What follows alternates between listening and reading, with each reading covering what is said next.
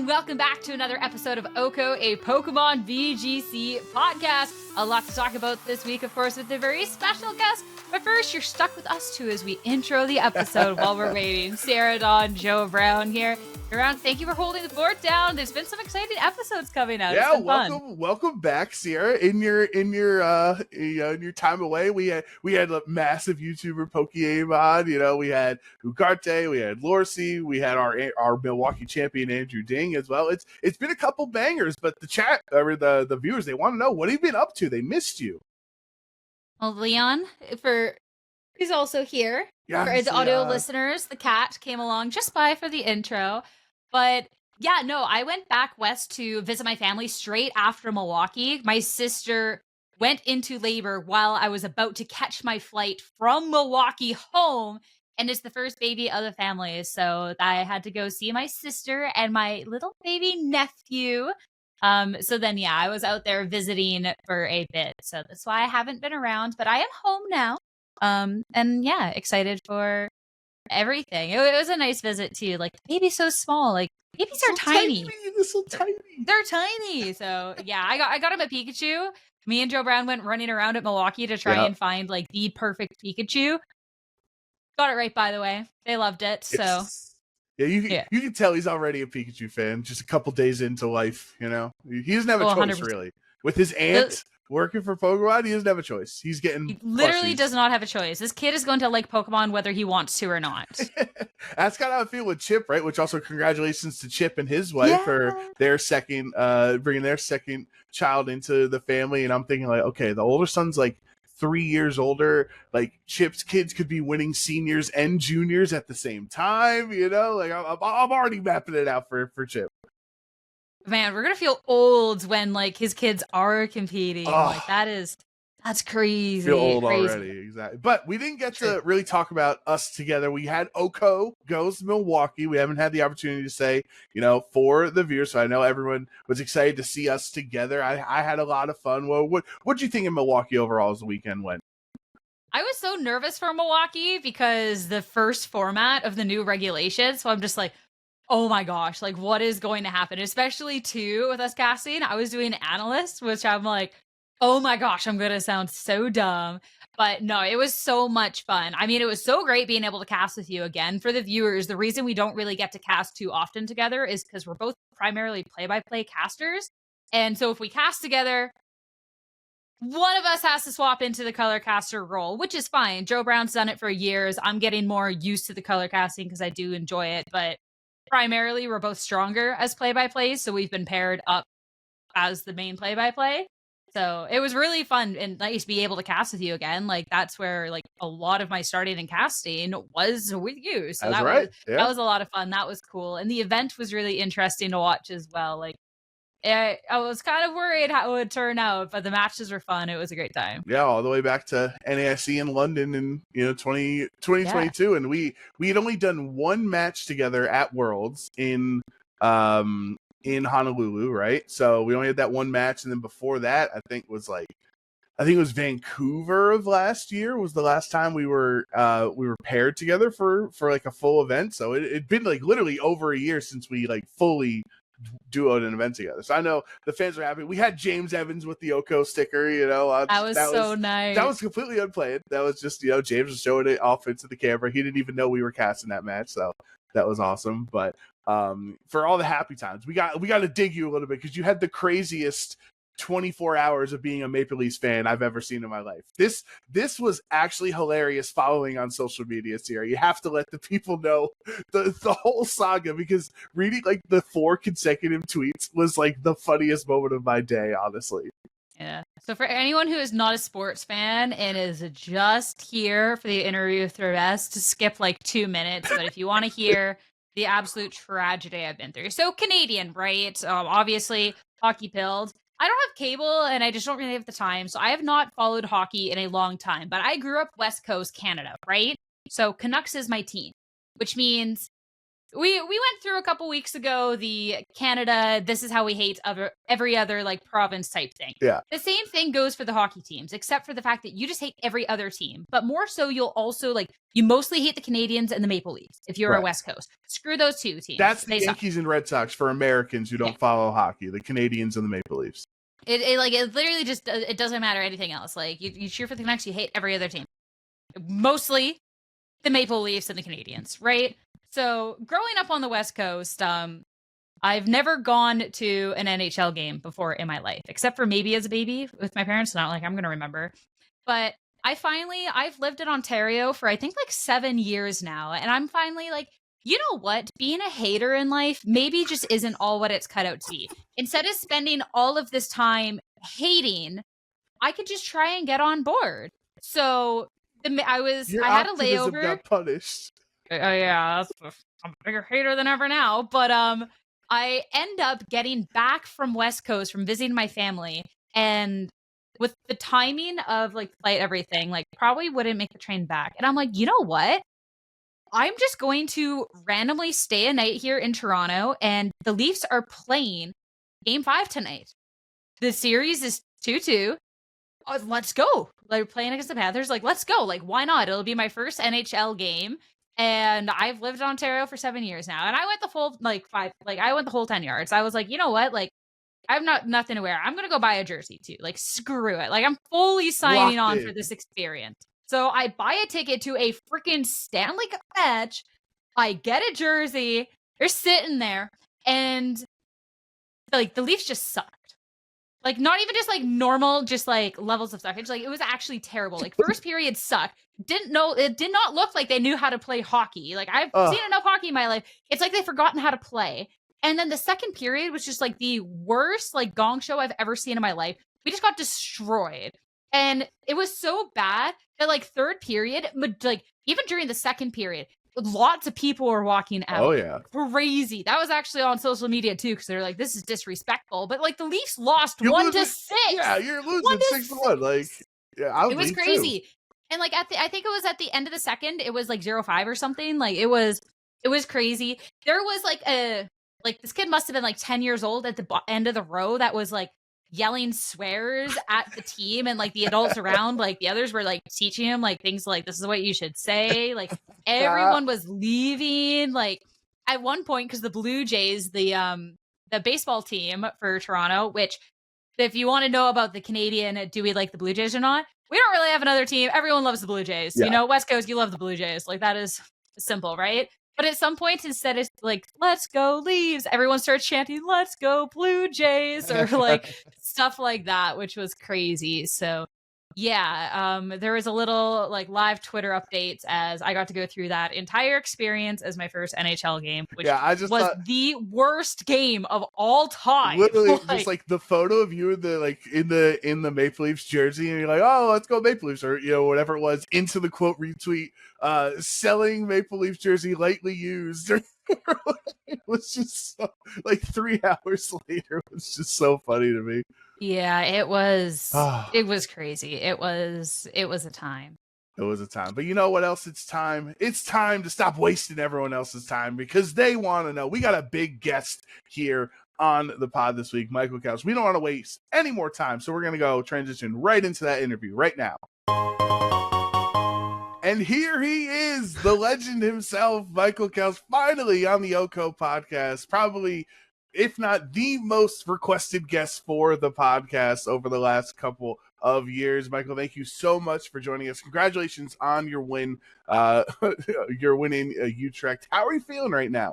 Thank you so much. First of all, thanks for having me. I'm really looking forward to today. And honestly, it was just an amazing weekend overall. After some ups and downs, winning it all means a lot, obviously. But just being up against a friend in the final was just something I didn't have yet. And that's why this final was even more special to me.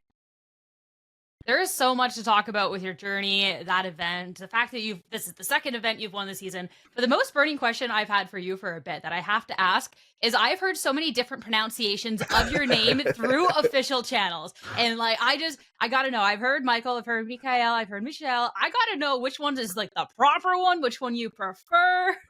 So in the end, I'm fine with whatever is best for the casters or for how you want to pronounce me. But technically, the correct version would be Michael.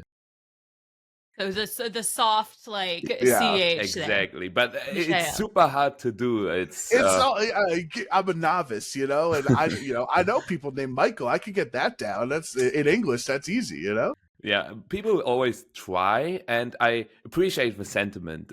Even if it isn't correct in the end, I really appreciate that people are trying, and that's fine in the end.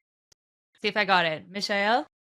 Not quite, but See, All right. that's why I just say Michael. tried. That's why I avoid the I avoid the mistake there. But I mean, speaking of, you don't make any mistakes when you are out there on stage. You're absolutely crushing. It seems like you are a threat every single tournament you enter. And is there, particularly with Utrecht this weekend, was there a higher level of confidence than normal? Like, did you think this team is legit, this is better than most of my other runs, or are you always confident that the team you enter a tournament with has the chance to go all the way? So the interesting fact is that before the tournament, I tweeted that I am winning Utrecht, but that was more of a joke because I didn't plan to go in the end because I didn't feel like it, and it was in the end a very spontaneous decision. Friday morning, I called my friends and asked, "Okay, should I still go? I'm really feeling bad right now because of life stuff."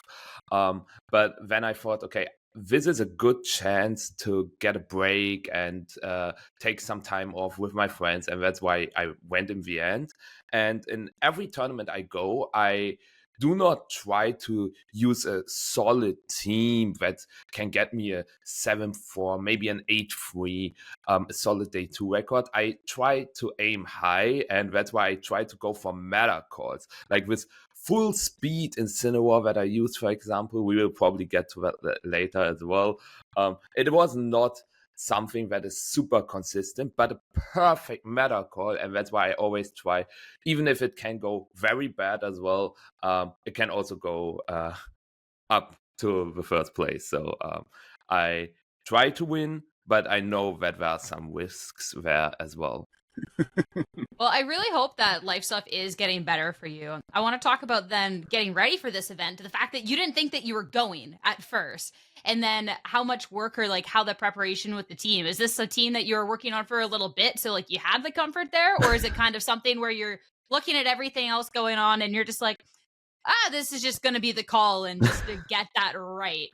So I was visiting one of my friends that were also going to Utrecht the week before, and we played a cup because we just wanted to have some fun, and we tested a team with Grimmsnarl, Calyrex, Ice, and Miraidon. So the 3 out of 6 Pokemon stayed the same in the end, and I went undefeated in the cup in games, and I was like, this team is so much fun. Clicking Leech Seed with Calyrex Ice is something that reminds me of good days, and that's why I said, okay, if I in the end go to Utrecht, I will use something like this in the end. But then my friend said I didn't prep at all from like Monday to Thursday, and then on Friday we all arrived in Utrecht, we ate something, and when it was evening already, and we were like, wait a second, do we have a team? And then we realized we do not have a team. And then we sat down, we tried to prepare. I tend to not play any games on Showdown anymore or on the in-game ladder. I do not like to stress myself out too much because that's something a lot of players do, and that's something I really recommend on not doing to the audience as well.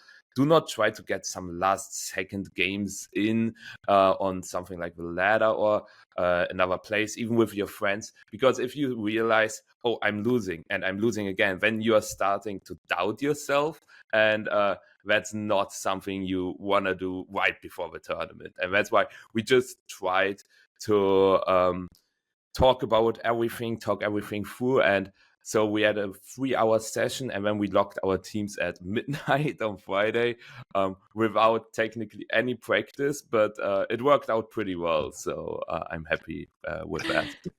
I love that advice. And Jerome, sorry to cut No, in you're here, good. but I want to go back to something you said. You said the Calyrex Ice Rider, Click and Leech Seed. It's like the good old day. Like, I want to know, like, what does that mean to you? Like, specifically, I wasn't around for the good old days. Like, what is this reminding you of? What are you trying to relive with this Calyrex Ice Rider? So, for those who didn't know, I was playing singles for a long time now. So I started back in 2014 with random battles, and then I also started going into singles tournaments in 2019, and I really liked my Leech Seed Ferrothorn back then, and I also know that Leech Seed Ferrothorn and Leech Seed Celesteela were big staples in VGC as well, and that's why I was really happy to have a Leech Seed Pokemon having around right now again, because I did not play any Leech Seed Pokemon in VGC yet, because I think the only one in Scarlet Violet that was somewhat successful was Volscian. But I didn't like Volscian, so... Fair. Don't tell Marco. Well, we have to. First of all, we want to get back to the Leech Seed, but this Ranbats community that, like, I know Tang loves Ranbats, Ugarte loves Ranbats, Chuppo loves Ranbats, and like, I've played it. I've had fun of like, haha, look at this silly Pokemon with this silly move or whatever. But like, how do you get good at Ranbats? Because isn't it inherently random? Like, Like, you're the Ranbats king. That's what I'm saying. Like, it's crazy. Yeah, thank you. But something I also have to mention is that my opponent, Lewis, from the finals, is probably the second best Ranbats player in the world. Oh, okay. So that was another trivia that is really cool, that we had like this Ranbats Titan against the other Ranbats Titan in the finals. And I think because I played so many random battles over the years, I just know I like know every stat of every Pokemon. I know how much damage they do. That's something a lot of people still struggled because it's not easy to get a grip in how much damage certain moves will do, or if you see a Pokemon you haven't seen before, something like Toadschool, for example. If someone pulls up with Toadschool to a regional, some people might not know what are the stats, what does its ability do, but I have everything in my head. I wish I would have everything in my head for other stuff as well outside of Pokemon, but I just know a lot of every Pokemon, and because of that, I can exactly figure out how much damage a certain move will do, and that really helped me going on forward. That's crazy that the finals then of Utrecht was in fact like just two random battle demons. And I want to talk more about that correlation with all of that knowledge you get from that and how that translates to VGC. Because my first thought is VGC, like, yeah, maybe like a tool scroll or something will pop up, but you need to know so much more for Ranbats because it literally can be anything. Yeah. So like how does that work in your brain? Like, how are you able to do that? And do you think that that's been able to help with VGC, or is it only kind of in niche situations and there's a really big skill set in VGC that you've built elsewhere? So I think random battles are not as random as they sound, because Pokemon usually get like 1 to 4 sets in the end. And also, if you know how the random battles meta works, because you can not get 6 fire types, for example, and there's also a certain meta game to it. And by playing games, you kind of understand the meta even better and better and better and better. But I would say without the random battles, I would not be as successful in VGC, because in the beginning, my very first tournament, I only played VGC for 2 weeks, but in the end, I was able to do well as well because I had all this knowledge built up on how certain Pokemon just interact against each other. If some board positions are not completely new to me in the end, and that's why I think in the end, Pokemon is Pokemon, and I think that VGC players would also not have such a hard time in singles, as well as singles players adapting to VGC. I mean, we saw it, Joey again, Exactly. going top 8. I think if you are good in Pokemon, it will translate. But I still think that going from singles into VGC is easier than going from VGC into singles. That's what I think. Yeah, I mean, And Joey literally said the same things here on the pod. He said Pokemon is Pokemon. Like, that was why he said he could do it. I want to know, because you're saying like it's easier for singles into VGC in comparison to the other way, because a really big debate that's been on Twitter since Pokémon popping off in the most recent regional was how difficult relatively is VGC? Are single players better? Are VGC players better? Like, that's been a whole debate. Oh, we can get into trouble. I think Pokemon players, like the skill, translates, but I'd love to know the thoughts about easier to get into doubles. Is it just because you just add another Pokemon? Like, what's that big difference that makes one harder to get into than the other? So we all know that the games, maybe unfortunately, maybe fortunately, are all singles based. When you play through them, you never really interact. Doubles battles. I mean, we had we have 1 or 2 doubles battles per game, but that's not a lot. So a lot of players grow up just by playing singles, and I think if you don't have any reason, or if you don't play any competitive, you just stick with singles for now, because the games are just being played in singles. But VGC is something you actually have to invest a lot of time into to get into it, because doubles battles, they feature a whole new dynamic, because switching is completely games are in general just way shorter than in singles, and you also have this 2v2 aspect, so there's way more stuff happening in one turn. And that's why I think it's in the beginning it's very tough to get into doubles or VGC in general, but you will get the knack for it quickly, because once you are into it, it's just like singles. You play some games and then you are into it. I think that applies to a lot of players and not just me. But if you play the VGC, you have these fast-paced games, and you have all these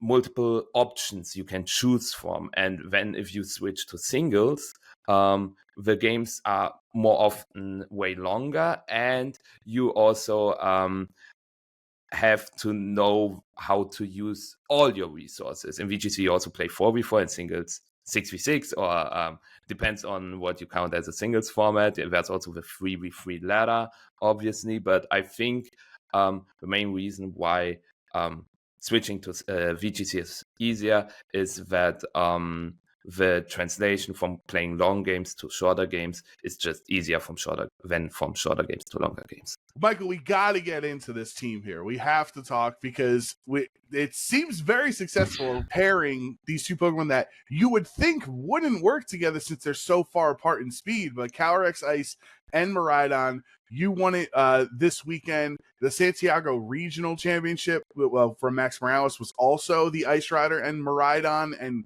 my thoughts initially are, Miraidon's really fast, and Miraidon with choice specs, you just want to end the game quickly. But then you have Leech Seed, Calyrex Ice Rider with leftovers that wants to sit behind the screens and take a long time and, win the war of attrition. So, how does this duo work so well together? So the nice thing about Miraidon and Calyrex Ice is the offensive type coverage, first of all, because electric ice is phenomenal. Since electric types struggle into grass and ground types, and Glacial Lance is super effective against those, while Glacial Lance is resisted by water types, and Electro Drift is good against those. So they have a really good offensive synergy. But especially with Leech Seed Calyrex Ice, with Choice Specs Miraidon makes even more sense, because Choice Specs Miraidon is a Pokemon that can get quick knockouts. You can get 1 or 2 very fast knockouts, and then Leech Seed Calyrex Ice just wins. Leech Seed Calyrex Ice can also win 1v3s, so if you knock out one certain Pokemon, which Miraidon can definitely do, you can just win with Calyrex Ice alone. And that's what makes this Leech Seed Leftovers Calyrex Ice plus Specs Miraidon combination so good. And then you have like all forms of damage reduction with Screens on Grimmsnarl, Intimidate on Incineroar. But the Choice Band Urshifu and the Life Orb Landorus, again, help to get these quick knockouts, these fast knockouts, and especially this Choice Band Urshifu is super important in, for example, the Terrapagos matchup, because both Miraidon and Leftovers Calyrex Ice do not like to face down a Terrapagos, which is paired with an Incineroar and maybe a Rillaboom as well. And this is where the Choice Band Urshifu comes in. But Miraidon Calyrex Ice also so good because they are so far apart with their speed. You have a very fast attacker and a rather slow attacker. So if you set up Trick Room, you can turn the dimensions.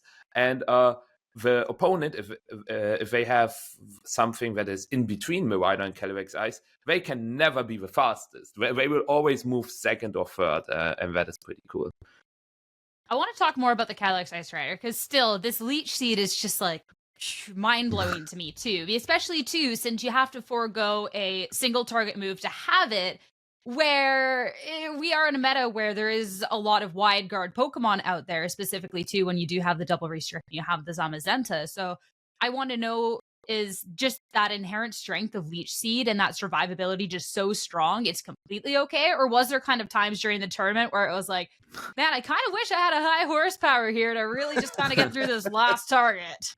Well, the problem with high horsepower is really that, especially because with the last regional, Milwaukee was won by Electric Seed Lunala, with White Guard Lunala with Electric Seed. You go for high horsepower and what do you mean it only does 8%? Well, I want to hit with Lunala for some damage at least. And then we went through some moves, and then there was like Crunch, and then we were again. But then they just Terra, and there was no move Calyrex gets to really hit Lunala at all, like Terra Fairy Lunala especially. And if you click Leech Seed, they can just spam their White Guard.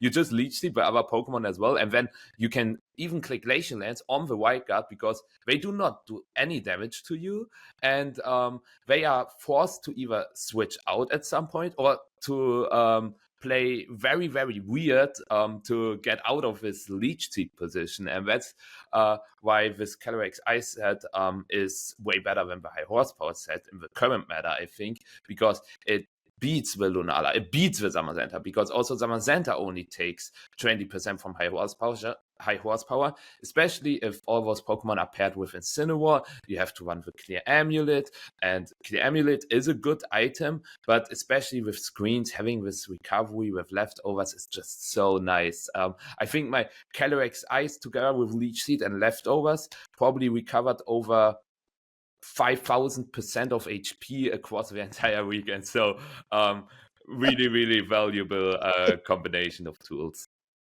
Hey, what? That's a lot of recovery there. I think they take that deal anytime you can. Now I want to talk about the Landers here, because obviously in Milwaukee, the big ground attacker that everyone was talking about was Ursaluna, who put on an absolute show. But now with Landers, Life Orb, Sheer Force, a lot faster of a Pokemon, doesn't need to be under Trick Room, right? Better answer into Rillaboom as well by having access to that Terra Poison and the Sludge Bomb. So how did you get Landorus onto the squad here instead of what everybody, who seems like everybody's really been converted over to the Church of Ursaluna? So we had a lot of thoughts. First, we also thought about Ursaluna because we wanted a normal type because Calyrex Shadow is not easy, which seems weird because we have a very tanky Miraidon. We have 2 dark types on the team, but the Calyrex Shadow is still one of the bigger problems.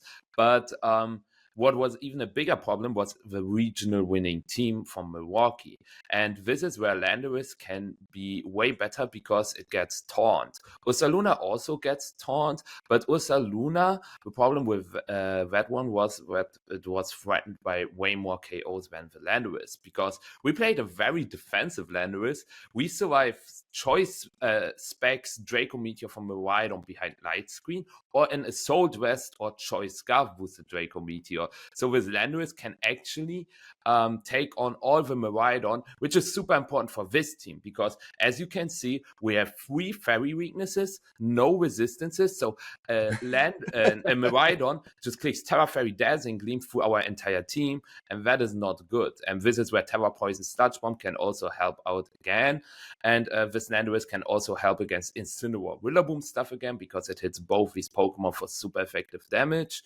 And the taunt option, shoutouts to Ibrahim for that, is so good against Lunala because now they cannot click Wildguard anymore, so your Miraidon can just go for Dazzling Gleam for free, your Calyrex Ice can go for Glacial Lances, and more importantly, they cannot set up their Trick Room for Ursaluna, because Ursaluna is a little problem for the team if it is in the Trick Room, but the Taunt Landorus is a perfect call to shut everything of that down. So this Landorus kind of is the role compression. It has everything put into one Pokemon, and that's why it fits perfectly in this kind of composition.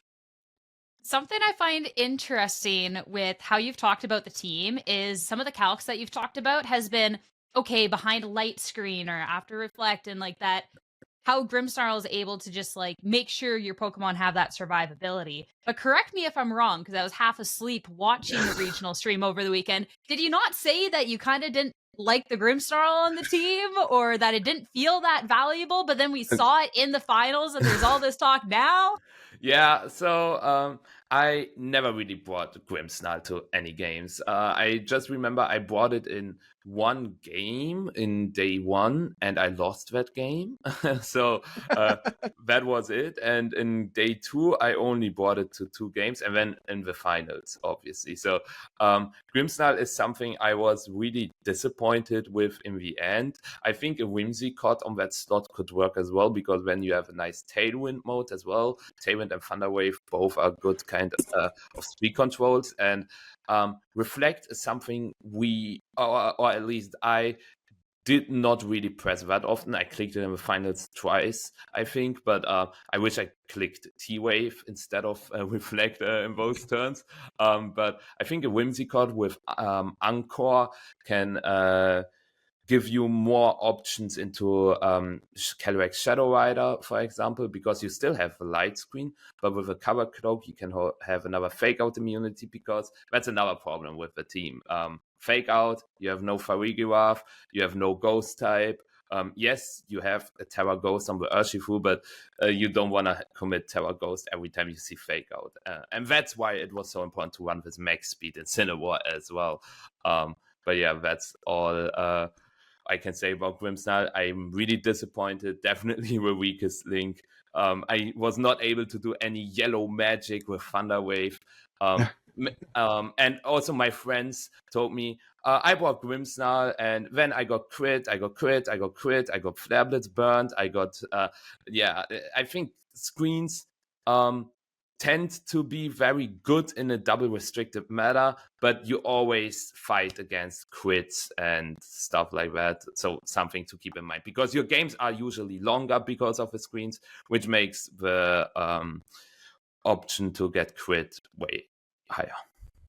I think that's interesting though that like Grimmsnarl didn't feel as useful to you because, you know, on the Andrew Ding and the Tang team, like Grimmsnarl was a corner piece, like very important to their to their strategy of that Miraidon and Ursaluna core. And, we see it actually right here. The difference on this team, we both had Choice Band or Shifu that seemed like kind of matchup dependent. Like neither of you brought it to the finals. So this Urshifu, as you mentioned, is like very Terrapagos focused for the matchups it's in. But they had Rocky Helmet Terra Bug Incineroar compared to your Assault Vest. So like, how crucial was that Assault Vest? Because Lou and Lee were ranting and raving about how huge that Assault Vest was on your team. They said you're going to change the meta, and now everybody is going to be using Assault Vest. Yeah, so the problem, we also thought about all kinds of things. We also had the Rocky Helmet Incineroar and Assault Vest Miraidon in the beginning, but as I already mentioned before, the Choice Specs Miraidon synergizes way better with this Leech Calyrex Ice, so we were set on Choice Specs Miraidon after like 5 seconds. And I'm a big fan of Assault Vest. I think my favorite item ever is Assault Vest. There's no better item than Assault Vest. Let's be honest. And Incineroar is a Pokemon that can make perfect use of it because it has just 4 perfect offensive moves that it can use. And since we wanted to run this max speed Incineroar, we realized we have no bulk. We need some kind of bulk. We need to take some hits. And then since we didn't have the AV on the Miraidon, we just put it on the Incineroar, and it made perfect sense. And I think Assault Vest Incineroar is probably the only Incineroar I will play, because fun fact, it's the second time ever I brought Incineroar to a regional. The other time was with Ability Shield and Wheezing. That didn't go as well. It was also in this season, so I was a big Incineroar hater. I hope Incineroar doesn't take over me now. But Incineroar with Assault Vest is pretty good. So I really recommend running that from now on as well. Yeah, there's a pipeline of players that say they hate Incineroar that Michael Kelsch's Incineroar as a IC distribution someday. Okay.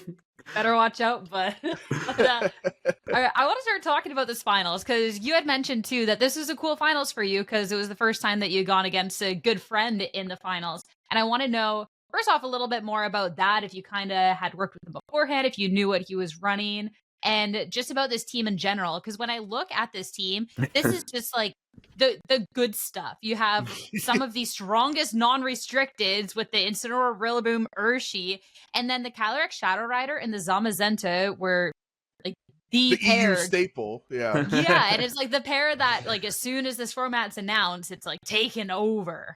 So so Lewis, as I already said, I know Lewis for like 6 years now, maybe even longer, and he started playing VGC because of me. We met for the first time in the last season in the Stuttgart regionals, and he had a really good tournament, and I said, I think VGC suits you. I think you should play more tournaments when you can. And then he said, yeah, okay, sure, why not? And then he had some really good performances, top 16 in Stockholm, top 8 in Stockholm in this season. And now he was able to make it into finals, especially because he beat another very, very close friend of mine in the semifinals. I was like, I finished my quarterfinals on stream. I walk off stage, and then my friends tell me, on the other side of the bracket, your 2 friends are waiting. And I'm like, okay, so they are playing in top 8. Maybe I can face one in top 4, right? And then they tell me, no, they are playing in top 4 now. And I'm like, what? It was so crazy.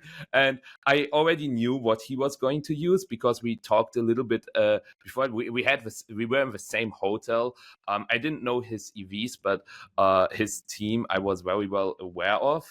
And we were joking, okay, since we didn't have a team yet, we were joking like, okay, we will play something that will counter you. In the end, we didn't. In the end, we had quite a bad matchup, I think, into that kind of team, because this is also the team. It may win some belts. it won the first Victory Road online tournament in Regulation I. These exact 6, I think the same items and moves, maybe 1 or 2 changes in the end, but the team is definitely a solid team, and something I didn't like to see because Shadow Rider, Zamazenta, we made a meta call after it performed terrible in Milwaukee, that maybe people write it off as bad. You should never do something like that, but it was worth a shot. Except when it works. You know? Yeah, I had to face it in the finals, and I was not particularly thrilled to face the team and the player as well, because I played against Lewis in VGC as well, not in an official tournament, but in one limitless tournament and in one Victory Road tournament, and he plays like. He sometimes makes some crazy calls. We saw it in the top 4 match against Alexander. He just clicked a Straw Brush without towering the Calyrex Shadow in front of an Incineroar, which could just click knockoff. And the Incineroar U-turned, predicting the Terra Dark, but he didn't Terra Dark, so he still had the Terra option available. And that's just how Lewis plays. Or I remember when I play against him, I have my Shadow Ball Flutter main in front of his Calyrex Shadow. He played Calyrex Shadow for a year now. I mean, Regulation G, we had it for 8 months. And he plays crazy because he doesn't protect, he doesn't Terra. I could just kick Shadow Ball, but no, he just kicks Nasty Plot, no Terra, and I'm like, Lewis, what are you doing? And that's why in the finals I made some very safe plays where I always kick Draco into Shadow Rider, Electrolift into Shadow Rider. You are not going to protect. Don't. No, Lewis, no. Now he's doing it. And I'm like, oh. But yeah, that's so funny. That's why I was not happy playing against Lewis at all.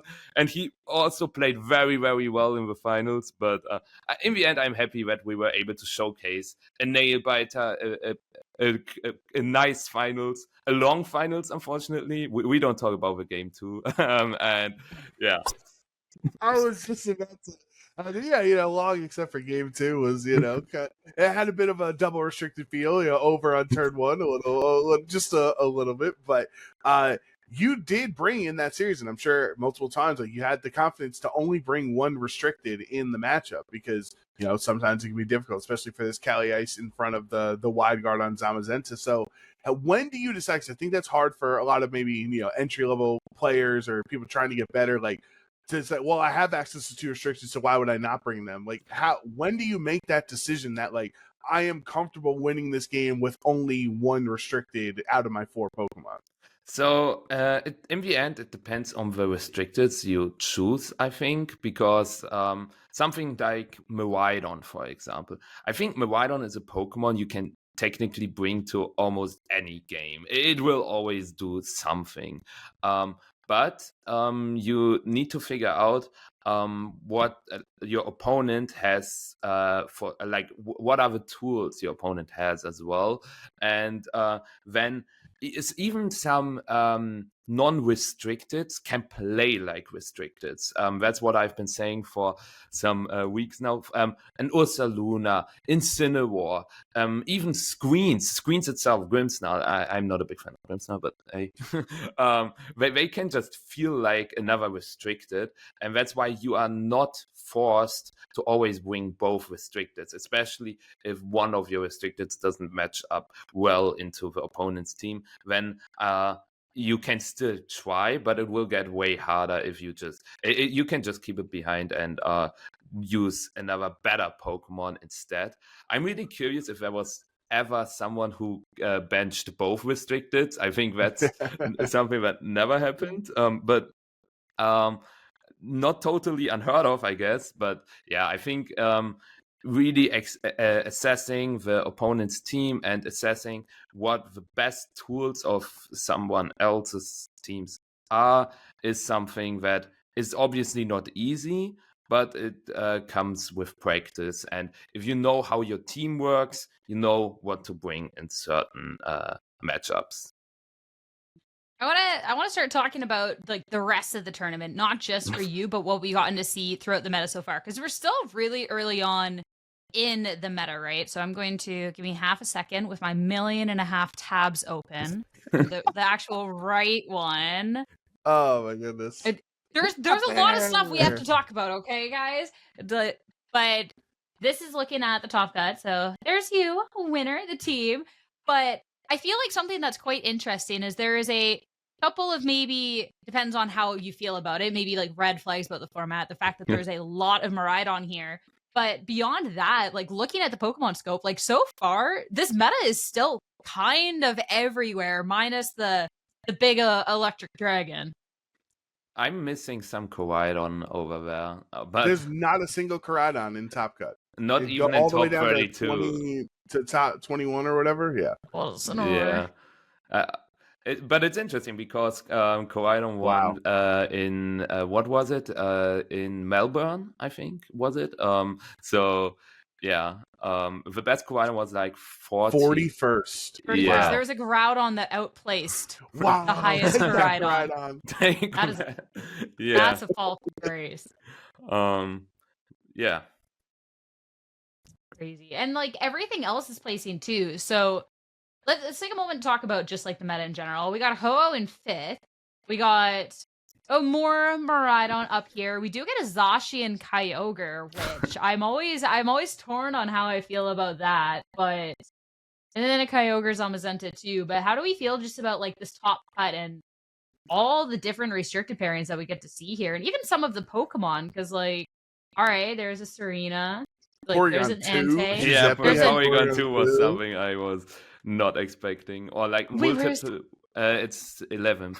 On a Terrapagos Kelly Ice team, as also a restricted duo, which I think we didn't see before. Very, very interesting combination of Pokemon. Oh my god, this is an attacking Porygon. Look at this guy. Terraflying, Tri-Attack, Shadow Ball, like he's going in. I love it. Crazy. Yeah. I think what stands out most to me is that I think that Ho-Oh is really bad, but it made top 8 in Milwaukee. It made top 8 again. Another top 16 by Aurelian Solar, another top European player. I don't know. Ho-Oh is real, I guess. Something to be reckoned with, which makes me sad because I don't think it's good. It's a weird one, because if you look at the day 1 usage, I mean, Ho-Oh has been a Pokemon that there's been a lot of conversation about, right? Wow. And day 1, you have 10%, which, considering Ho-Oh, like, okay, that's pretty good. Then you have 3 Ho-Ohs in top cut. But when you look at the day 2 usage, Ho-Oh doesn't even make the chart. So like Ho-Oh just gets kicked off in place of Terrapagos, but it's still 3 in the top cut, which my brain's just like, this doesn't correlate. Like, how is Ho-Oh... How are 3 Ho-Ohs placing in top cut, but we're not actually getting any sort of great conversion rate into how many we see in day 2?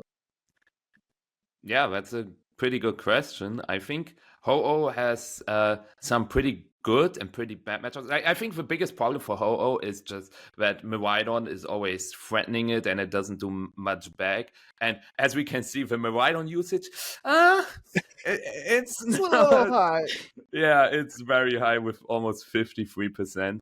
So that's why my guess was to not see any Ho-Oh up there. But obviously, the Ho-Oh teams can take some good stuff against Miraidon, and also you have a Terra option with mostly Terra Grass. Maybe it's time for Terra Ground Earthquake Ho-Oh now. I'm saying Terra Grounds, Soul Dress Ho-Oh, it's time. Yeah, I think what else is super interesting is that the Calyrex Shadow Rider Terrapagos kind of teams have some very good performances as well, even though they are not played by a majority of players. Terrapagos didn't make the graphic in day 1, right? But in the end, it performed pretty well in day 2 again. So I think Terrapagos is just this weird Pokemon that people really have to prepare for, because it is good, but also tough to play. And here we have it, 9% in day 2. Oh wow, yeah, that's actually higher than I would thought. Terapagos is kind of like the restricted Dondozo. You know what I mean? Like you just have to be ready for it. Like the game's gonna take a while. You might win, you might lose, but you know it'll take 18 minutes to get through the game. And I think with the Terapagos and Shadow Rider specifically, it kind of helps you in the like Shadow Rider mirror, right? Because then Asperage doesn't do anything to your normal typing, and you can hit them back with your own. It seems like you're just using two good restricteds, not necessarily as a duo, but you're just because you have two restricted slots on that team. Yeah, they just synergize very well because you have this very fast Calyrex Shadow, which can shut down all the fighting types for Terapagos as well, like Miraidon and maybe some Zamazenta, because some Calyrex Shadow are also running Will-O-Wisp. Because we are seeing more of a supportive Calyrex Shadow set when they are paired with Terapagos. When we are paired with Zamazenta, though, we see an offensive Calyrex Shadow set. So it's really interesting to see how certain Pokemon change because of their restricted partner. It's really, really interesting. Also, like Miraidon, Lunala. I think most Miraidon actually were sold west when they were paired with Lunala. But if they are with Calyrex Ice, most of them are choice specs. So you really have to make these decisions. But that doesn't mean that you are now forced to play an offensive Shadow Rider if you paired with Zama. I also saw supportive Shadow Rider with Zamazenta. So really figuring out the best set for your team is something that is not easy, but maybe we will get some more creative duos and sets in Portland. Yeah, that's why I want to bring up the conversation with, if we hope, because I would love some more creative duos and everything, don't get me wrong. But the usage then for Miraidon, when we're looking at that 52% and something that's maybe squeezing Ho-Oh out of this graphic and everything else, do we think that Miraidon is like, it may be a little early to tell, but I already want to open up this conversation. Is Miraidon an issue? Because we got to see a lot of Miraidon in the last regulation, but it still kind of seemed to be in check.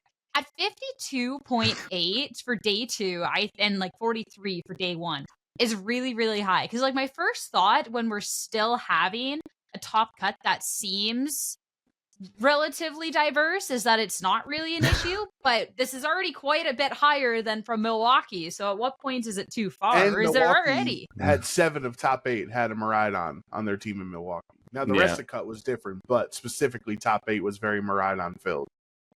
I think Miraidon is just probably the best restricted because it matches up well into every other restricted. It can one-hit KO Zamazenta. It takes a hit from Shadow Rider and KOs it back. It can do 90% to Calyrex Ice.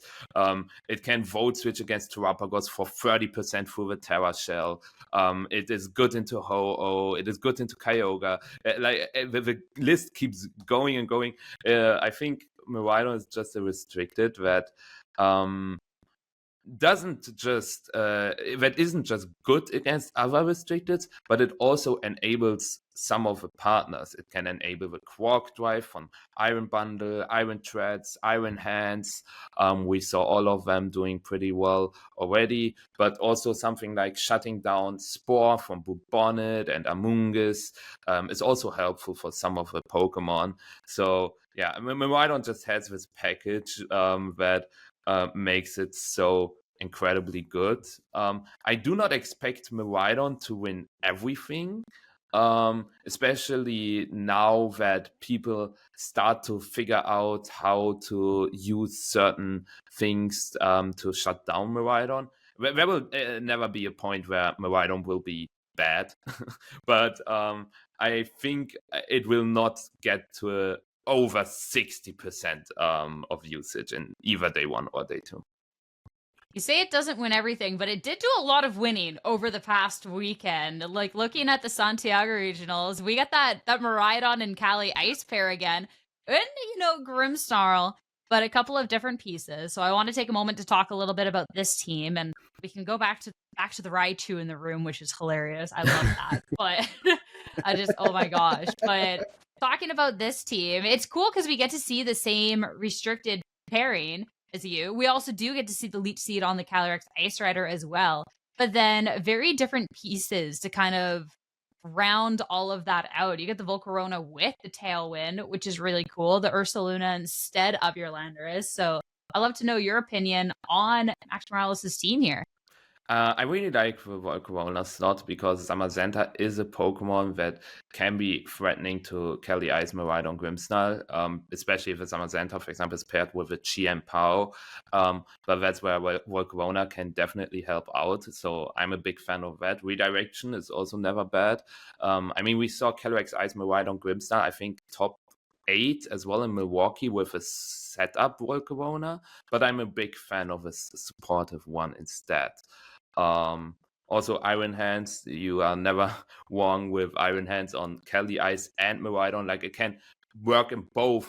It works well with both restricteds, which is very nice to have. And Ursaluna, it's interesting to see all the 50 base speed Pokemon with Iron Hands, Kelly Ice, and Ursaluna on one team. Also, Crunch on Ursaluna, probably for the Lunala, I expect, because otherwise you don't have a good way to hit Lunala. Your only Pokemon that does barely any damage to Lunala is Miraidon. But other than that, having the Crunch on the Ursaluna is another option to threaten it with, so that is pretty cool. So I think I understand why the team was also very good. I do not expect it to be like the best team right now. I also do not expect to be our team that we used to win Utrecht with to be the best team right now, especially because against that team, against my team, Calyrex Shadow Zamazenta is stressful, and Calyrex Shadow and Zamazenta are not bad. Milwaukee is fooling you, okay? So I think it was a good meta call for the entire weekend. But yeah, I did want to point on these 50 speed for having all three of them. Alex Underhill made a really funny meme. I don't know if you follow or know anything about American football, but there's a team, the San Francisco 49ers. And so they're all base 50 speed, but trying to get them lower. He put all three of those Pokemon in 49ers uniforms because they're trying to get to 49 speed to underspeed under Trick Room. That was it's even funnier because min speed. The min speed stat of all these three Pokemon is also 49. So yeah, exactly. All of that's crazy. So I do think that one thing that's so interesting with Miraidon usage in general, and you can relate to the lack of, because usually when an electric type dominates a format, right? Like when Tapu Koko was the best Pokemon and when Regieleki was the best Pokemon, they're just an electric type clicking thunderbolts out there. So the answer was a Landorus or a Groudon or another ground type, or right? Raichu. Yeah, exactly. But you can't do that into Miraidon because, you're going to put a Landorus out there. You're going to put an Ursaluna. You're going to put a whoever, a Groudon. Okay, I'll just Draco Meteor ground type. You can't resist this Draco Meteor, right? So I think that's why. You can dodge you it. could take 0 damage, I guess. You're either taking 100 or 0 at this point. And I think that's what makes, for me personally, when I'm on the ladder and I'm out here trying to build my silly fun teams and have fun playing the game, that's what makes Miraidon so frustrating is I have an answer in a ground type, but then I actually don't because he's just going to nuke me with Draco. Yeah, I think especially in this meta, it's really hard to find answers for everything. It's impossible. At least for now. We will see. Maybe for Worlds or something, someone will come up with the best team ever.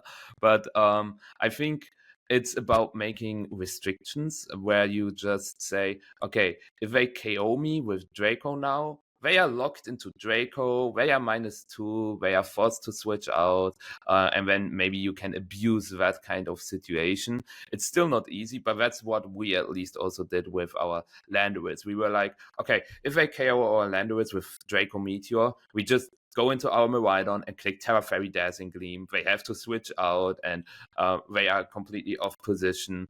And it worked very well across the weekend.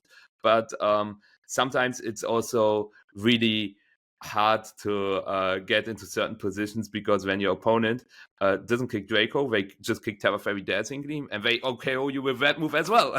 And that move can also not miss. So yeah, I understand the frustration against Miraidon. I gotta see what I can do, if I will stay a Miraidon soldier, or if I can find something that can actually be good against it.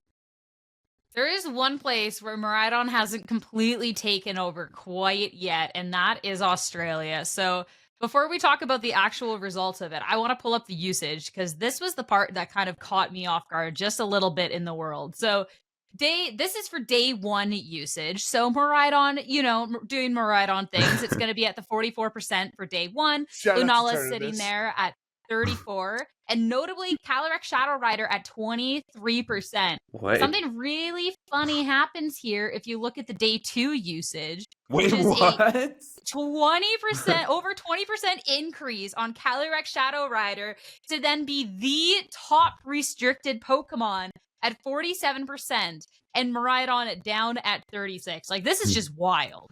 That is crazy. I did not see that. Also wild Giratina. Yeah, I wanted to say that. Why is there Giratina between a Groudon and a Zacian? what happened there? But yeah, that is crazy. Also, the Lunala fall off and the Miraidon fall off, kind of. It's not the Lunala fall off, but Lunala just being very low in general compared to the other 2 tournaments. And yeah, I think what this says is that it's not all about usage stats in the end. You can also just bring your Giratina, which has basically no usage in day 1, and then make the graphic in day 2. All the Shadow Rider players that perform very well. It's still early in the meta, and it's still early to tell which one is the best restricted. Is it Shadow Rider? Is it Miraidon? Is it something entirely else? But it's interesting to see how it was always like that. The regions have all their own meta game, and it's very nice to see, especially with NAIC coming up. There will be definitely some Australians that will go to NAIC. Maybe they will all pull up with Giratina. We will see. Yeah, I mean, it wasn't just the Giratina that made day 2. It didn't just day 2 and then fizzle out. It made top cut. 14th place, Drew Bliss, Giratina, Zamazenta. Let's go. We'll talk about the winner in a minute, but like, when there is a Giratina over here, like, we gotta have words, because this is not a Pokemon that I expected was gonna day 2 or to top cut an event. He's a mixed attacker too. It is pretty good into Ursaluna. It hardwalls Ursaluna, unless Ursaluna runs Crunch. Shoutouts to one winning team. But it walls Ursaluna. It walls Urshifu. It walls Rillaboom. It walls the most common Koraidon sets with double fire, close combat.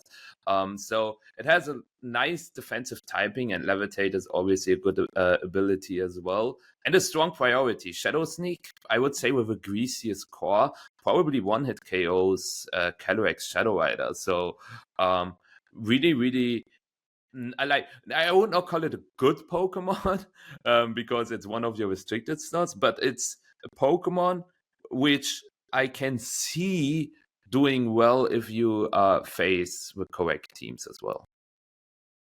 So yeah, when it's a 47% day 2 Calyrex Shadow Rider and you're talking about the Shadow Sneak and everything else, it's gonna work out. But here we can go back to just the results in general. Yeah, we need your thoughts. We literally, I saw this team with Sierra, and I was like, we have to get Michael's thoughts on this, on this winning team. Masayoshi Kuru to win the event, so big congratulations there. This is where we get to see the Koraidon pop back up. So Koraidon, we got Ability Shield Koraidon. We get the Galarian Wheezing.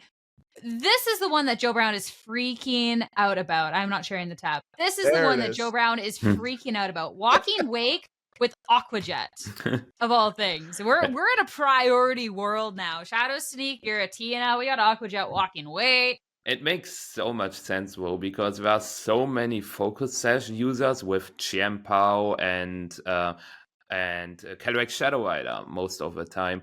Also, or not most of the time, but a lot of time once Focus Sash.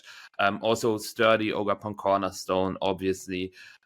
Getting all these nice knockouts with Aqua Jet, even in the sun, can be game changing. And maybe you don't need Weather Ball or Flamethrower on that kind of walking wake because you have so much fire pressure on the Koraidon, on the Chi. So maybe that's why they decided to drop the fire move on the walking wake. And I respect it. I think Aqua Jet, especially because there's no immunity to it, because a Gas Throwdown. I mean, double restricted worlds is coming up, Gas Throwdown. Hey. But yeah. Lose right now, like, yes. Maybe we'll get a 6th Gastrodon distribution at this point. No. But yeah, other than that, Aqua Jet is very, very solid to pick up KOs or to chip something so that Chiyu or Koraidon or Calyrex Shadow can pick up the KOs as well. What's more interesting to me, though, are 3 other very interesting choices, like the Protect on the Incineroar. It's something I think we've only saw on Perish Song teams before. Now we see it on a Sun HO team. So that's something that is interesting, to say the least. No Will-O-Wisp, no Flare Blitz, no Taunt. I mean, we've got the Taunt on the Wheezing, but I'm just curious to know if they click Protect that often on Incineroar. Also, no Overheat on the Chiyu, because Overheat in the Sun, you hit into a resisted hit, boom, they still get the one-hit KO. You don't have it here. Flamethrower is very consistent, though, so I can also understand that choice, but I still miss this Overheat, because people say, yeah, but what about missing? If you play Chiyu, you just play for the misses, okay? So you have Heatwave, you have Star. You just put Overheat on it as well. And the last thing that really stood out to me is the play rough Wheezing. Something that not a lot of players actually know is that Wheezing has 85 special attack, but 90 attack. So it is not that weak on the physical side, but the problem obviously is Will-O-Wisp there, Intimidate there, but you have neutralizing gas for the Intimidate, so you still do good damage. And a lot of attackers actually have a better special defense in the current meta, like the Miraidon, for example. You do way more damage with Playra than with Strange Steam or Dazzling Gleam, and that is pretty cool, I guess. I just feel like you're asking for it with Play Rough and Draco Meteor and Double Snarl and the Heat Wave. You're asking for those low percentage. No, but that's why we got Flamethrower. Don't you understand? Yeah, exactly. I do think though this team is very similar to James Evans' top cut. Besides the Walking Wake, I think it's 5 of the same 6 Pokemon. And so, from your expertise, what is it about these Koraidon Shadow Rider teams, because they all have the ability shield Koraidon with when you like, why is Galarian Wheezing so good on this particular duo? Is it protecting a certain matchup where there's some certain ability that's just way too hard for Koraidon and Shadow Rider to deal with? Or is it like a Pokemon that only comes in like 20% of the games, but the games it does come in really changes the effect? Like, why is Wheezing so often paired with this duo? I think Lunala, for example, is a Pokemon that is pretty tough to deal with this kind of team if you do not have Wheezing. But with Wheezing, Shadow Shield is such an unfair ability, because even Mold Breaker from Ogapon does not ignore Shadow Shield. Even the moves that ignore Shadow Shield usually, like Moongeist Beam, Sunsteel Strike, Photon Geyser, all these moves, they do not ignore Shadow Shield. Shadow Shield is just crazy good. So the only way to ignore it is neutralizing gas. And suddenly your Koraidon with Turfire Flare Blitz can get a one-hit KO on the Lunala. Your Calyrex Shadow Rider can get a one-hit KO on the Lunala.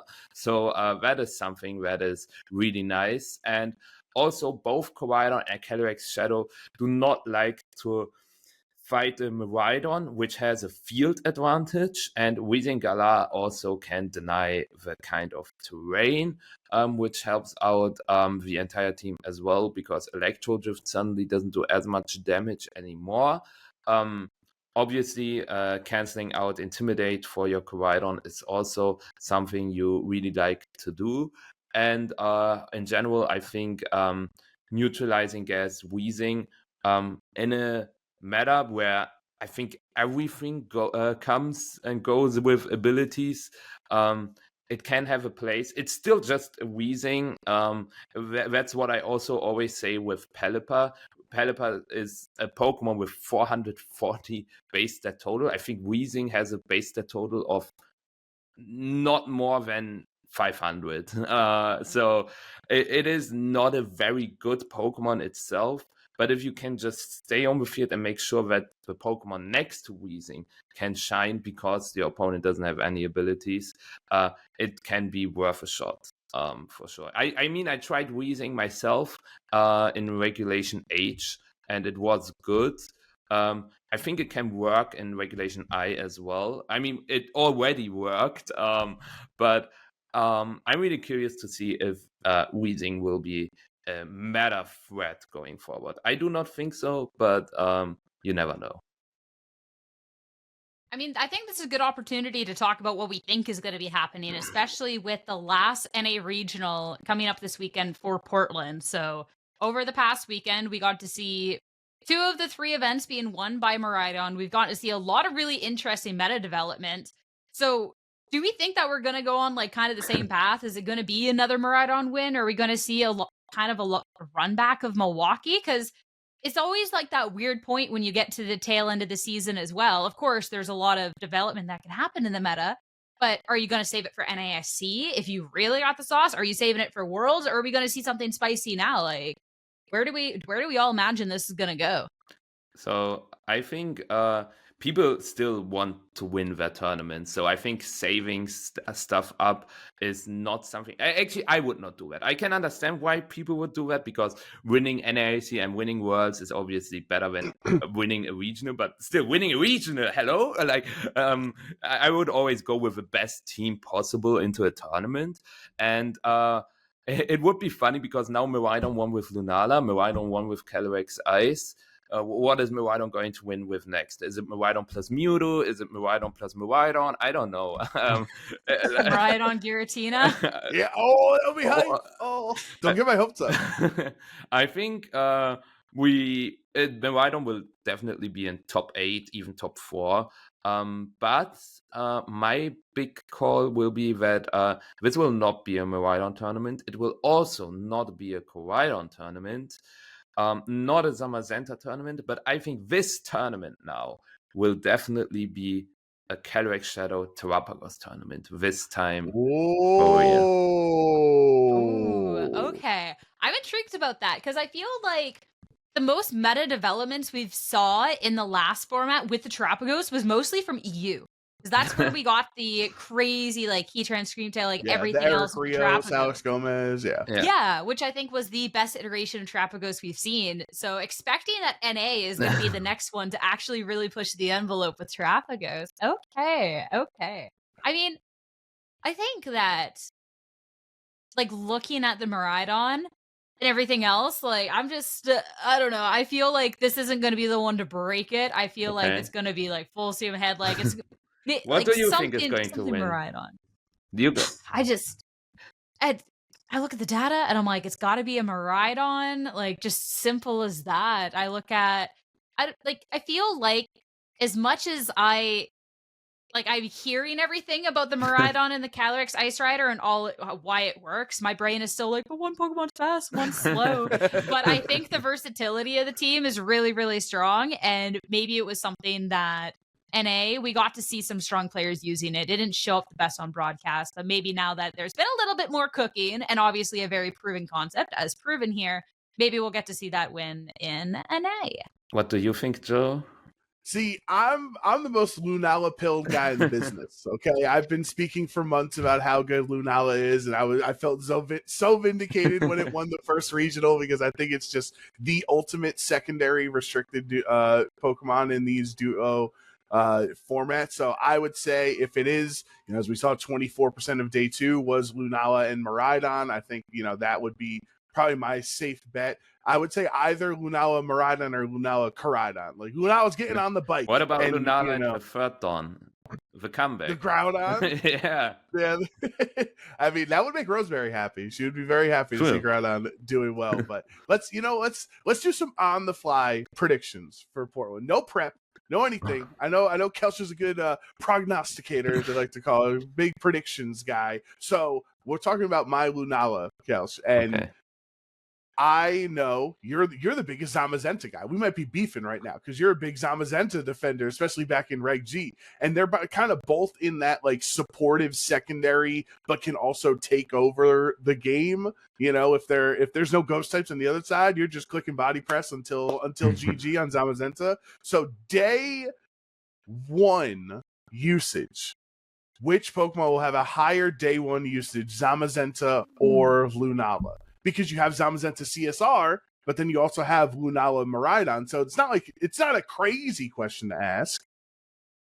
That is a good question. This is for the floor. This is for everybody. Yeah. All right. To give context for Milwaukee, I don't know if this was day. Okay, no, I see it now. For day 2, okay, no, I found it for day 1. I don't know why we didn't have the graphic for day 1, but for day 1 usage, Lunala was at 21.5%. Zamazenta was at 20.9. It's a pretty good question. Okay. 0.6% apart. Yeah, so pat on the back it's a close one. Close one. So I think I will actually go to betray my dog.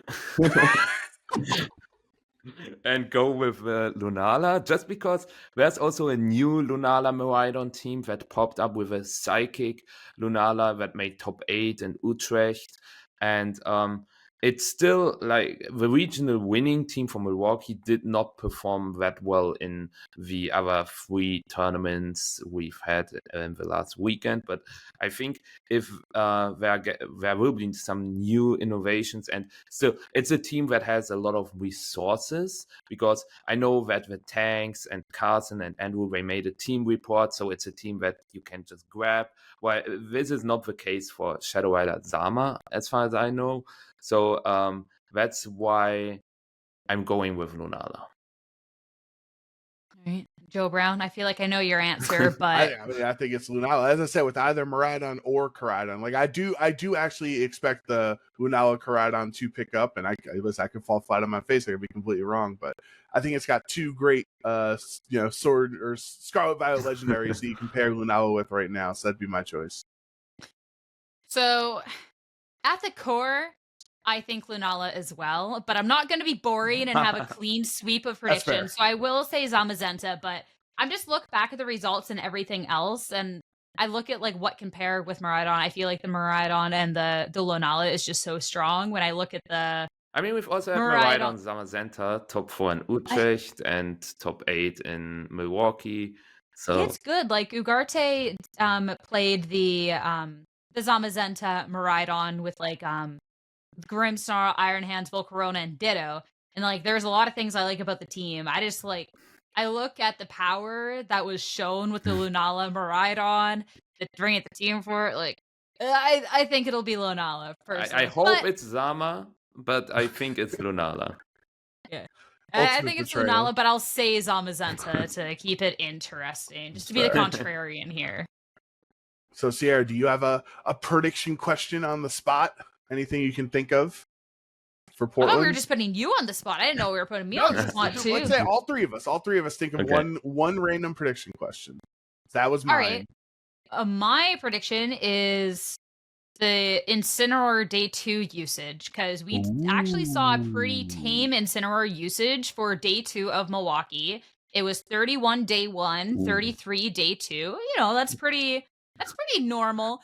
But then we got the normal Incineroar thing where the next event, Incineroar pops off, and Incineroar was over 50%. Incineroar is just really well posed in the meta. The fact that there's so many different flavors to Incineroar, any different Terra, you now got Fast Incineroar. Like, there's so much going on. So what do we think the day 2 Incineroar usage is going to be? I have a good Portland? number, but I wanna let you guys go first because I have a really good number. I'll warn you right now, whenever I've let someone else pick first, they always pick my answer. This is your one chance to take it back if you want to say your number first. No, I am not going first. He's confident. All right. I respect it. All right. Joe Brian, you want to go first or you want me to? Listen, what it should be is like 78%. That's what it should be. Everybody should be on Incineroar. We're in a double restricted format. We got the light screen set up on everything. Let's go back to Sword. Let's go back to Sword and Shield when there was 31 of 32 teams had an Incineroar on in Series 12. Okay, that's what it should be. But it won't be because some people are scared. They don't think they don't think. Yeah, but newbies, they don't know how they. Crutch. I don't need Incineroar to win. I'm going to use something else, and then not work out. So I will lock in 45% day 2 usage. A little lower than EU, but a little higher than Milwaukee, obviously.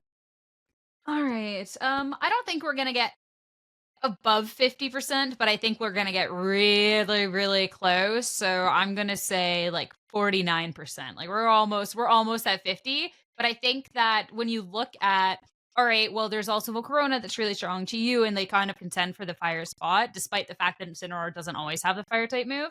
I think that that's going to contend and kind of break down that usage just a wee little bit to where we don't hit the new heights again. Do not forget my fire friend Ogerpon. I love Ogerpon. Ogerpon is in my top 3 of not restricted Pokemon, but Pokemon in general. So I love it. Yeah, Ogerpon is amazing. But regarding the question, I had a really good number in mind because this number, we talked about it a lot today. So I will pick it. I can see it. I will pick 52.8%. Wow. 2.8, the very exact. precise. We're very getting the precise. margin. All right.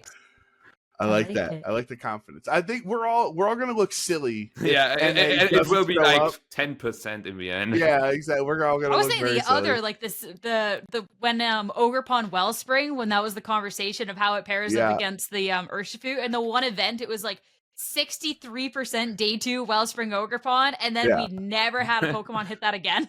Just the weirdest one-off. Yeah. So what's your prediction question, Michael? What do you got? What do you want to see? So I talked one Pokemon. I talked really bad about one Pokemon today, and I really do want to apologize about Ho-Oh. I will fill out the apology letter later today, but what do you think is going to be the best placement for Ho-Oh? Is it going to be top 8 again? Is it going to be top 4? Is it going to win the whole thing? Does it even make top cut? What do you think? I appreciate that you're willing to fill out the apology letter before even finding out if it's in fact a fraud before Portland. Like you can wait till after the weekend. You can see. Fair enough. I think that despite the fact it doesn't have the greatest day 2 conversion rate and it is in a weird spot with Miraidon, I think the fact that it's been able to survive despite the amount of Miraidon and how bulky it is and how it can fare into so much of the other field, I think I'm going to put at least 1 in top 8. I actually don't think any more than 1. I don't think it'll crack to top 4, like nonetheless winning, but I think we can see 1 in top 8. That's just like kind of the Ho-Oh thing. Like maybe a 2-3 in an entire top cut, but the highest placing will be in a top 8. Listen, freaky things happen at West Coast Regionals, okay? We all know what happens at a West Coast Regional. This is like the world is it's might as well be Stranger Things out there. You go in the upside down over on the West Coast. So you never know. I would say somebody's finally going to break through that top 8 and we'll have a top 4 Ho-Oh. I don't know how, but they're going to get there. People will figure it out. You're believing in the jockey. In the rainbow. Yeah, the rainbow chicken. Nah, no. You made me thinking, and then I was You like, tried to talk yourself into it. I saw that. Yeah. You made me think again, and then I was like, nah, top 4 is too much. Top 8, I can see it, but I also do not. So I think it will have a stream match in top 16, and it will get grilled twice.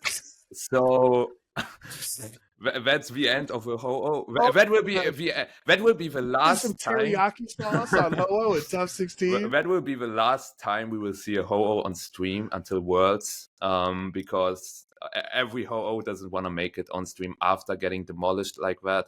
So my call is top 16 best player. He might need the apology form. He might need it. Yeah. I love how you comment about the apology form, and then you're like, yeah, this Pokemon's about to get grilled, like barbecued live on air so badly we don't see it.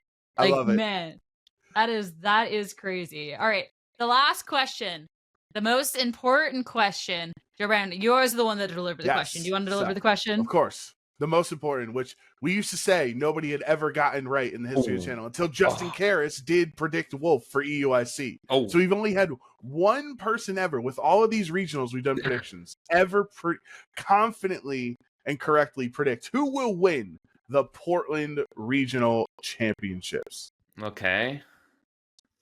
I have to get into, like, I know some people are not going, obviously. Some good players are going but not playing. But who? I know it's always the tough one. Sometimes we do like a backup in case like your person like wasn't there. If you're like, you can throw a little backup, but I will say, Justin Burns wasn't in Milwaukee. He wasn't able to make Milwaukee, so maybe I know that Justin is not going to Portland, unfortunately. No, Justin, come on, my hero.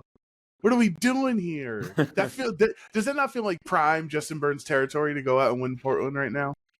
Well, I mean, towards the end of the season, he the end of the last season for him was insane. Top 4 into top 8 NAIC or something. My goodness. But yeah, who do I pick? I'm going Raghav. I feel like Raghav is also not going, as far as I know. What? Yeah. Are you sure? Yeah, that's what Alex told me, at least. Oh my goodness! All right, well that was my pick, so now I have to think of You're somebody going through it right now. Maybe you know what? Because what we do here, we have a cooldown. You can't pick the same person for 3 events. Okay. So that it's the Sierra clause, so she can't just say Joe for every event. Since Joe is on cooldown, is he going, Sierra? He is. Yes. All right, Joe not going? Okay. I know. Like, let's be real here. Like, first off, to any event, questioning if he's going or not is crazy. Second is Portland. It is Portland. That is his hometown, essentially. Yes. Yeah. So I'm locking in my boy Joe. Okay. Right. GG. It's over. GG. I have a good pick. Okay. All right.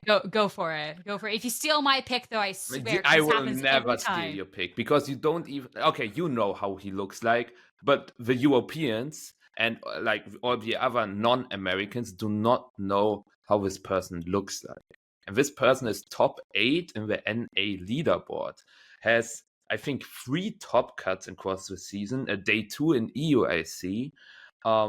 They popped off out of nowhere, but they were never streamed. I will go with William Brown. Ooh. My cousin. Yeah, we actually talked about him behind the scenes last event, because Joe Brown's like, because there was the conversations. Yeah, been stream show. We was like, that's my cousin, man. That's my cousin. Yeah, because I won't say who, but when we were in Milwaukee, we were out Saturday night, throwing a couple back, having fun, and they were like, "Dude, why do you hate William Brown?" And I was like, of all the people on the team, you're going to accuse me of hating someone with the last name Brown, right? Like, also, I haven't been in events in San Antonio, so like, he's top code 3, but you haven't put him on stream. It's like, I haven't even been here to not put him on stream, bro. I don't know what you're talking about. Yeah, it's a shame that he was not on stream yet, but if he wins, I think he's probably on stream. Maybe. So I would hope so. I would hope so. All right. If he is going, I mean, Kelsch, you know everyone who's going. Is Andrew Zhang going? I think Yes, but I'm not. I know he played the last tournament, and I know he said NAIC, but I think that's it. He DM'd me asking for coaching. We'll give you a backup just in case he doesn't go. And Milwaukee, so he said Milwaukee and NAIC for sure. Portland, maybe. Okay. All right. Okay. So you got Zhang. Who's your backup in case he doesn't go? I want to get my reasoning first. I want to get my reasoning. Okay. First off, just a really skilled player. We know this, and I think like being able to top cut, especially too with like the talks of like, yo, the next restrict pairing, you know, the Calyrex Shadow Rider and the Trapagos who did that first over in NA, it was none other than Andrew Zhang. So I think just with that skilled player and potentially just one step ahead, I'm going to put him down to win. I'm going to pick, instead of Zhang, and pick Michael Zhang, who rolled up with the craziest team with Milwaukee to take it down. Like, to get top cut, and you have a Ho-Oh Miraidon, Rhydon, Toxapex, Walking Wake, Comfey. And you're still top cutting? That's crazy. So I think... Does Kelsch have bad news for us? Or? Yeah. No. I'm pretty sure he's going. He's gotta go. Isn't he a West Coast person? Yeah, he's gotta go, but I remember he said something. No. But I cannot find it on the fly, so I just hope that he goes. Listen, you got two chances. One of them is going to be there. I have faith. If neither of them go, then just throw Underhill as option number 3. Bro, defending champ, can't go wrong. Like, my bad for trying to say anyone else. But actually, though, wouldn't that be cool? He'd get his 4th regional. That puts him in rarefied air, right? Because Aaron has 4. I don't know anyone else in NA who has 4. I know James Beck has 3. I know, like, and then Paul, obviously get to the Riley. Paul is 6. Yeah. So like he'd only be the 6th person in NA to get 4 regionals. That'd be a big deal. Like, yeah, I think in terms of like player skill level, easily could. I just think that there's a trap of predicting defending champions where we don't really get to see defending champions too often. You gotta go back. Like I know, like I think Joe for Portland defending was one of them. Marco Silva for LAIC defending, but like in the current era, you don't necessarily see defending champions too Wolf in often. Orlando. Which, pardon? Wolf in Orlando. He did that 2 years in a row. True. So it can happen. I don't want to throw myself in there, but no, throw yourself in there. I don't know my EU histories as well. Michael, throw it over the ring. We're so bad with EU sometimes that we forget. It's okay. We're just living up to the stereotype of the NA being the center of the world. Yeah. And I apologize for that. Okay. Like, I wholeheartedly apologize for that. Yeah, who are some other good players that have won back-to-back event, guys? I think we should try to think this one through. Yeah. But it made a funny situation, so... that was worth it. That was worth it. First off, I actually do want to apologize. Second, you're the GOAT, damn right. Damn right. Listen, okay, this is what I want. This is actually what I want. I want a World's Finals, Michael Kelsch versus Justin Tang in the finals. Oh, that would have you guys played in a live event before or no? Never. I played against like some really good American players, but the top tier I'm still missing. I played against Shilyang at 2023 Worlds, but I'm still missing Wolf. I'm still missing Justin, and another like I'm missing a lot because I'm not American. I think the winner of the winner of Kelsch versus Tang, that's the new face of VGC. You guys both have 3 regional wins, right? Yeah. So, like, if you guys meet in the finals at a 4th regional or at an international event, I think that'd be like the hypest finals ever. We will see. I'm just really looking forward to all the things that are planned for Worlds. I saw like the finals are being played in a stadium and stuff. That is going to be so sick. They do bigger and better every single year for Worlds. Like I cannot wait. So. All right, there's a couple of questions that our viewers had before we let you go and before we do our question of the week here. Okay. So the first one was let me find it because it was a good first one that I wanted to ask, but now I can't find it, of course. Classic. That is like the typical. That is the typical. Classic Sierra. Okay, here it is from Flame G. How do you combat your own expectations? Still celebrating things like a top cut, a top 30 through, etc., even if it isn't necessarily like what you were hoping to get out of the event, especially being such an accomplished player where you can roll up and win, right? Yeah, so the first thing, obviously, that happens after every event is to just talk with friends and just celebrate with your friends and have a good time about all the good results. But if you have bad results, it's important to back yourself up as well, because I know that a lot of players get really crushed after they perform badly, especially players that tend to day two pretty much every event, and then they suddenly do not day two, might be the worst feeling ever, and it will be for the first few hours, maybe even days. But you should have friends that can always back you up, and as long as you have others to support for day two and going forward, it's okay to perform badly, and it's always amazing to share your success as well. So just sharing everything is the key to do that. I think there's, kind of a follow-up question to that, like from Moggy. Shout out to our mod, Moggy. He's a goat. So he's asking, what is your daily routine like when you're on a break versus when you're locking in for an event?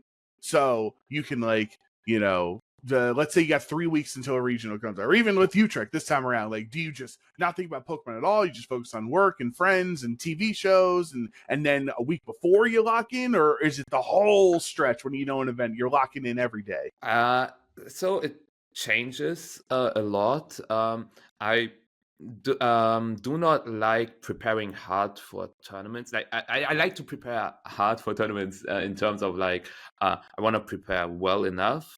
But I know there are people who spend 10 hours a day just trying to figure out the best team, and the next day 10 hours again. That is way too much, because you stress yourself out, you get overloaded with just Pokemon.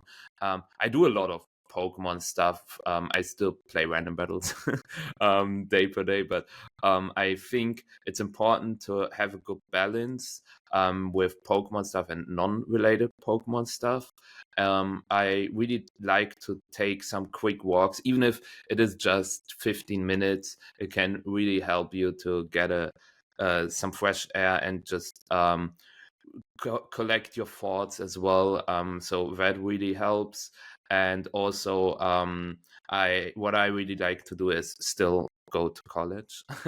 That's something you should not neglect. Do not neglect work or college or school or whatever you gotta do. That's still more important than the tournament, even if you don't feel like it. Trust me, I've been there. And also, what I really like to do as well is when I hit like a wall where I try to figure out, okay, this has to be it. I think I've got the idea, and then I do not find the perfect solution to this idea. What I do is just stop, watch an anime episode of one of my favorite shows, and then get back into it with like a happy feeling, because you don't want to sit there being crushed and thinking, oh, I cannot do this, and then you are just frustrated. But if That's me. but if I just watched a good episode, even if it's sad or even if it touches me, I will be back on my seat and then try to figure it out, being happy again.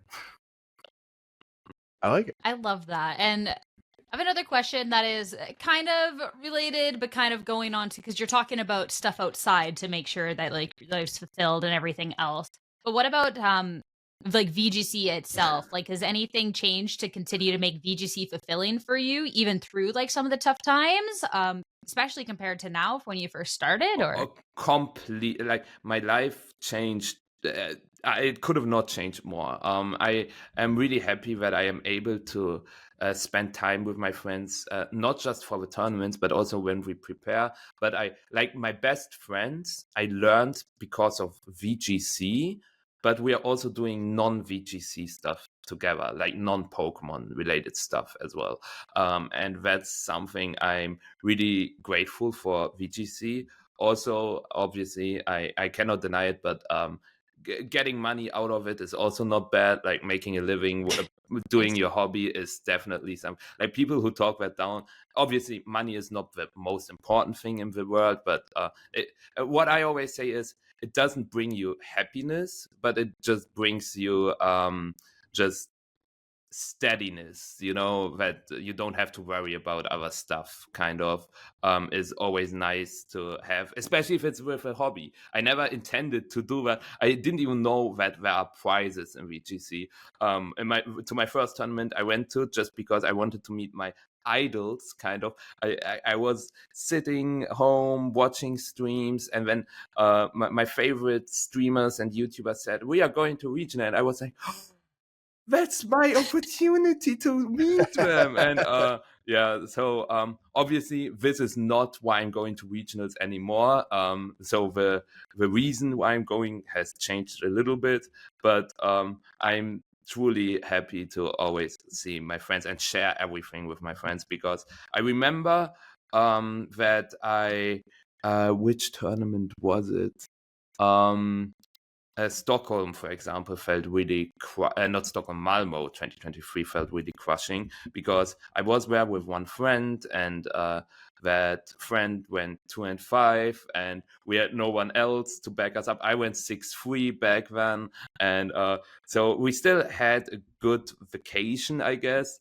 But in the end, it is just, if I would do this alone, I would not do this, because it's about the community, it's about the friends you made along the way. So yeah, I am really grateful to VGC that has given me the best friends ever.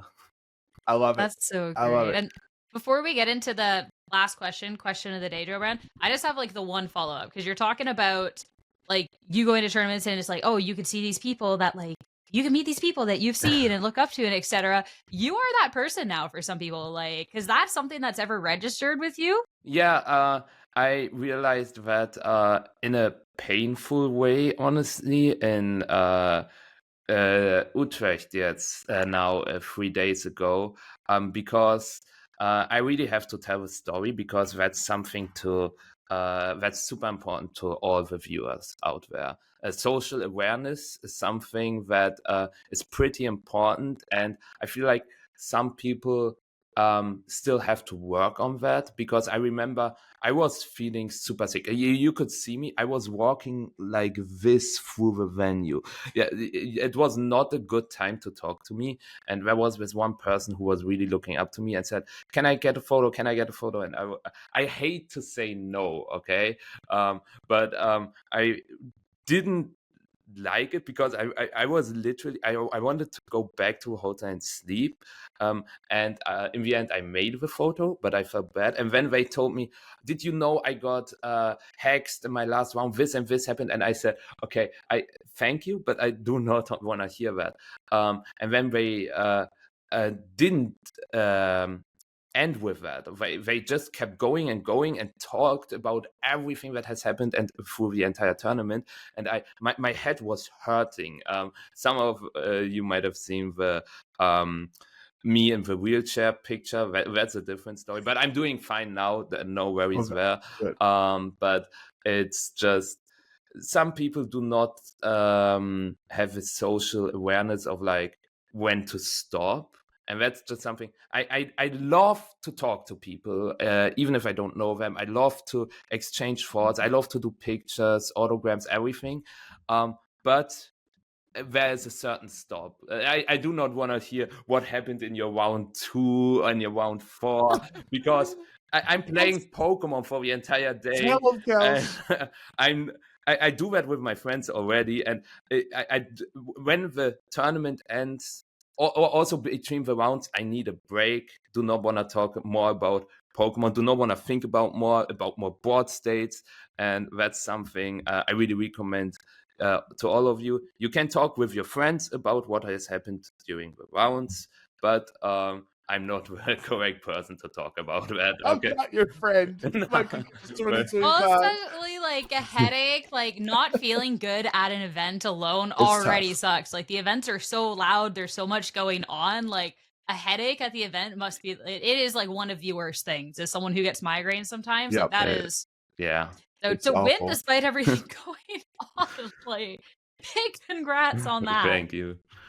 All right, so we're gonna end with our actual question of the week. So for anyone just joining our podcast for the first time, we always ask one question at the end of every episode. So if you have any burning questions you'd like to ask, have us join our Discord.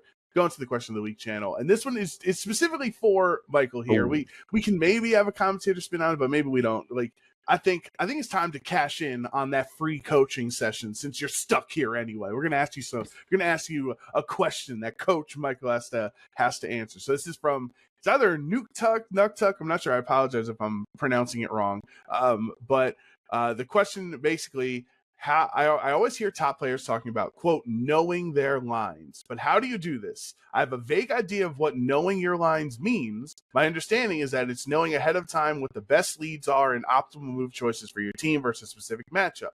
Basically, how having the first few turns already mapped out. Is there a certain way to do this other than thinking through each individual matchup and writing it all down to learn it? Do you have any advice or templates on how to write these down or learn how to know your lines? Coach Kelsch, Okay. how do we know our lines in Pokemon? The funny part is, I hate that term. I use it myself, though. I always say I have my lines, but no, I do not.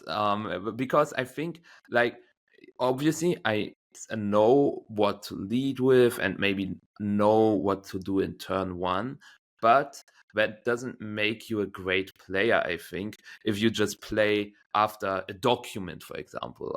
If you make a matchup document and say, okay, you do this turn one, this turn two, if they do this and that, then you have like everything mapped out. And that's technically having your lines. And I know a lot of players like to have their lead Pokemon in certain matchups and their back Pokemon and what they have to do turn one, what if they lead. Like you have your predetermined lead, you have your predetermined back Pokemon, and then you have every kind of combination your opponent can pick, and then you have your perfect counter play against every lead. And then you technically also have a perfect turn two, perfect turn three. That's technically what having your lines means. And I'm not a big fan of that. And that's because that actually has happened to one player in the last weekend. Because we had our lines kind of. We knew what we had to lead and what we had to bring in the back against the Milwaukee regional winning team. And this player was playing against the Milwaukee regional winning team, but with choice specs Miraidon and not Assault Vest Miraidon. You would still think, okay, I will still play it after my lines. It's just one small change. What is going to happen? The entire matchup plays differently. And so if you have your lines, it can backfire quickly, because then you might just stick to your lines like that and they do not work anymore. Okay, so in the end, I think it's important to understand just what you want to lead in certain matchups. It's important to know just what are your good Pokemon, and in general, not what do I do turn one, what do I do turn two, what do I do turn three, but more of how do I win the game? What is the key threat in the opposing team? Is it restricted A? Is it restricted B? Do you have to deny Trick Room? Do you have to knock out a certain Pokemon? Like all these kind of stuff are more important than knowing how to play certain turns exactly after, like after a script, you know, scripted play kind of, and that's what having lines means. Is not something I recommend. I know a lot of players do that. I hate the idea of it. And since I think this doesn't make you a good player, it's similar to writing exams. For writing exams, is it good to just learn everything in the last day and then just forget all about it? Yes, it works for the exam, but does it make you smarter? Probably not. So in the end, it's a very similar thing in that regard, and that's why I think having lines can help. Like, I think very new players can maybe get a certain game knowledge if they play after certain lines and they understand certain interactions better. But if you want to improve, I would stop